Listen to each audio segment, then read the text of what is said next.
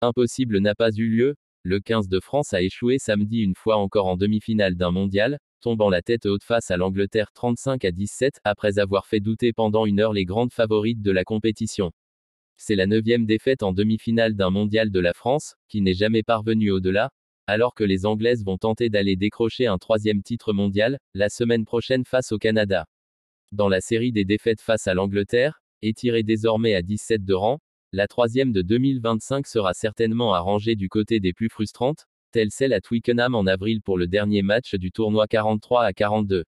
Donnée perdante par tous, et de loin, les Bleus ont prouvé que sur un match, elles avaient les arguments pour remporter la victoire, du jeu au pied plein de justesse de Carla Harbé à la hargne de Gabrielle Vernier en passant par l'activité de Charlotte Escudero. Mais au final, elles ne vont garder du Ashton Gate de Bristol que les regrets et les larmes, comme il y a 3 ans, où elles ont été à une pénalité manquée après la sirène de faire tomber la Nouvelle-Zélande 25-24, futur vainqueur de la compétition en 2022 et qu'elles retrouveront le week-end prochain pour la 3e place.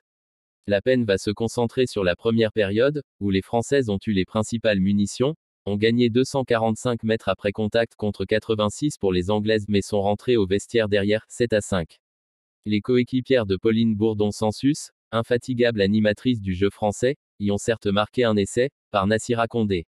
Mais elles en ont manqué tellement d'autres après la demi-heure de jeu, de celui de Marine Ménager refusé pour un en avant de passe 35e, à une percée, toujours de Ménager, où la capitaine des Bleus a passé trop tard, et trop bas la balle à Léa Champon, qui ne demandait qu'à filer à l'essai 34e.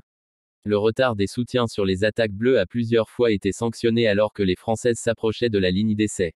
Irrésistible avance anglaise. En face, les Anglaises ont dominé sur leurs points forts, prévisibles et peu emballants dans leur majorité, mais irrésistibles depuis 32 matchs, la meilleure série de victoires du rugby international, tous genres confondus.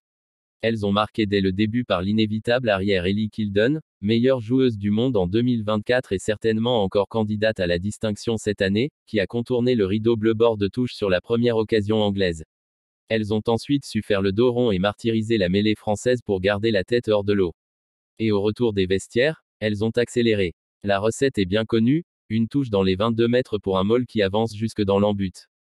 Les Françaises ont répondu avec un essai de Kelly Harbet, transformé au bord de ligne par Morgane Bourgeois 52, mais sur un jeu d'avant très puissant, conclu par la deuxième ligne Abby Ward, les Anglaises ont repris un peu de marge 21-12, 59e. Ce 3e essai a fait mal aux Bleus, qui ont peiné à maintenir le rythme de jeu nécessaire pour bousculer les Anglaises en fin de match. Et Ellie Kildon a tué le suspense en reprenant un ballon mal renvoyé par Marine Ménager et en traversant le terrain sur la largeur 28-12, 69e, malgré les 2 essais, un dans chaque camp, lors des dernières minutes.